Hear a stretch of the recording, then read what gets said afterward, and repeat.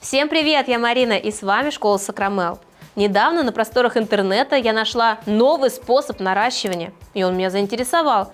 Использование сразу нижних и верхних форм одновременно. Что из этого получится, давайте проверим в данном ролике. Поехали! Я уже подготовила несколько ногтей. На большом и мизинчике просто выкладка материала без опила. На указательном не убирал длину свободного края. Здесь мы будем донаращивать при помощи верхней формы. На среднем убрала длину. Ну и, собственно говоря, все ногти покрыли базой и сняли липкий слой. Новый способ заключается в том, что мы будем использовать и нижнюю, и верхнюю форму. То есть верхняя форма накрывается вместе с материалом вот так вот сверху, и по идее все должно быть чистым, как изнутри, так и сверху, что не нужно будет дополнительно что-то опиливать. Мне этот способ стал очень любопытен, потому что при наращивании на верхней форме нам необходимо сделать опил внизу, при наращивании на нижней форме опил сверху, а тут не нужно делать никакого опила. Поэтому я решила выполнить на время все три способа и выявить, какой из них будет самым быстрым и эффективным.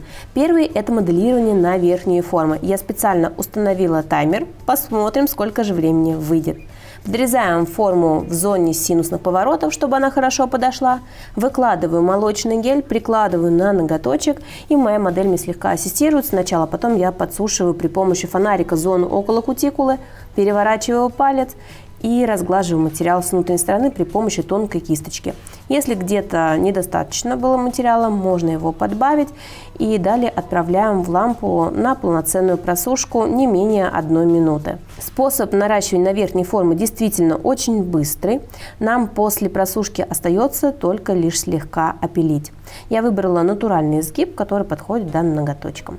Снимаем форму, обезжириваем зону кутикулы под ногтевой пластиной и приступаем к опилу. Будем делать форму квадрат. Далее твердосплавной насадкой опиливаем небольшую совсем ступенечку в зоне кутикулы. Ее практически нет, поэтому опил происходит быстро.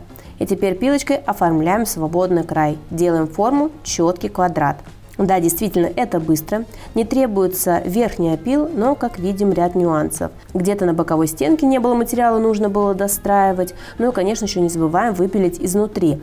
Самый главный недостаток верхних форм вот именно этой конфигурации, что арочка получается небольшая. То есть ноготочек визуально выглядит плосковатым.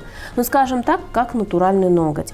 А мне все-таки больше нравится арочный формат. Посмотрим, что у нас выйдет на других ногтях.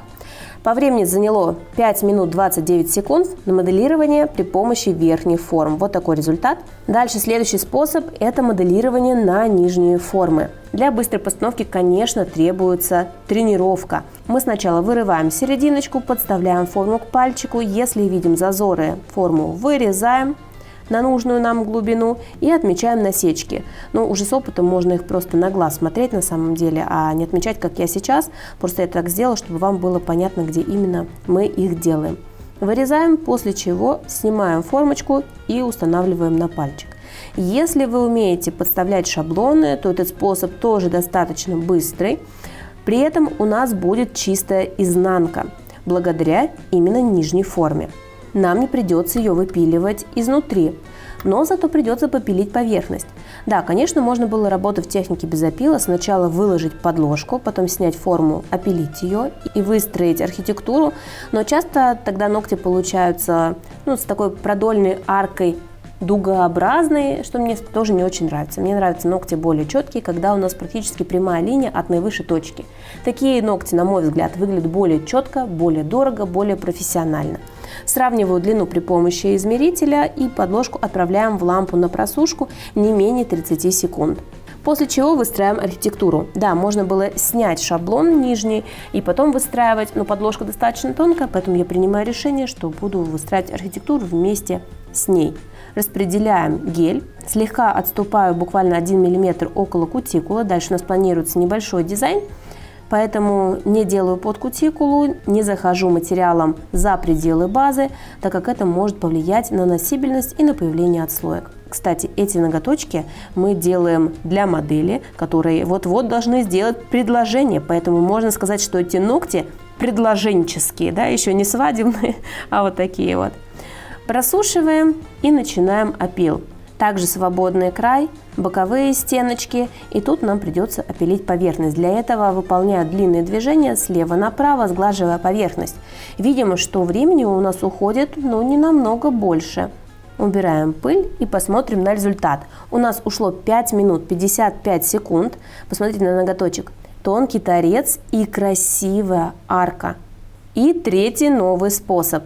Сначала нам нужно подставить шаблон. Кстати говоря, признаться, у меня даже не с первого раза получилось сделать этот способ, и мне пришлось снимать покрытие и выполнять заново. Сейчас объясню.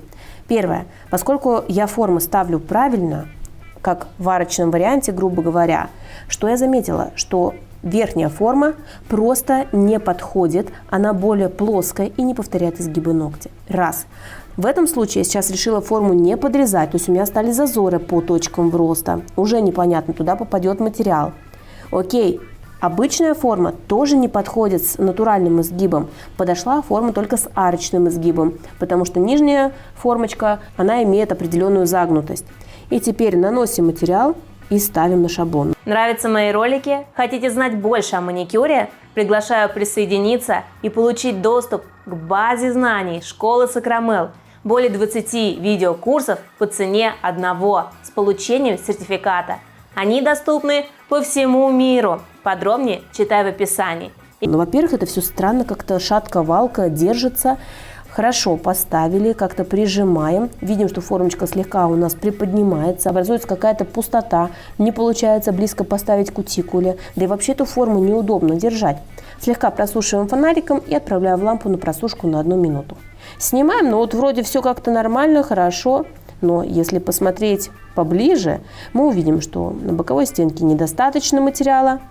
Поэтому пришлось ее докладывать, что заняло опять же время, плюс трата на просушку. А изнутри получился прям такой пузырек. То есть получается, форма приподнимается и образуется воздушный пузырь между верхней формой и нижней.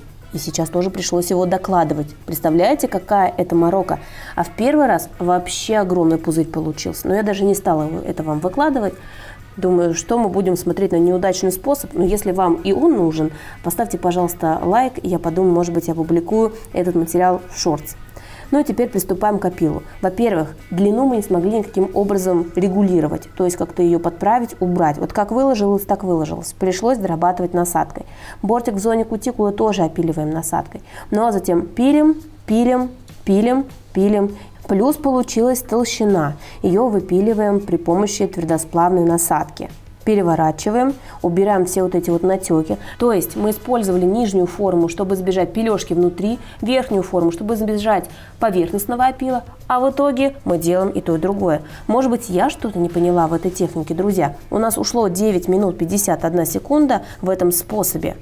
Как вы думаете, имеет ли он место быть? Что у нас получается? Верхней формы 5 минут 29 секунд, нижней не намного больше 5 минут 55, но мне гораздо больше нравится результат. Нижний плюс верхние 9,51. Хотя, признаться, тоже получилось неплохо. И торец получился тоненьким. А мы дополним дизайном, а вы пока пишите, что об этом думаете в комментариях. Возможно, я что-то сделала не так, и вы мне подскажете, как правильно. В общем, жду вашу обратную связь под этим видео. Ну а мы на тонкий слой базы выкладываем хлопья юки и покрываем все молочным топом. У нас получается такого рода ледяной эффект. Мне кажется, для предложенческих ногтей очень даже красивый дизайн. Давайте подведем итог. Новый способ какой-то странный, но я уверена, к нему можно приноровиться и с помощью него нарастить ногти. Но все-таки быстрее получилось на нижние или верхние формы. Кстати, как выполнять такое моделирование, вы можете увидеть у меня на канале в других видео. Подписывайтесь, а я желаю всем успехов в работе. Счастливо, пока-пока!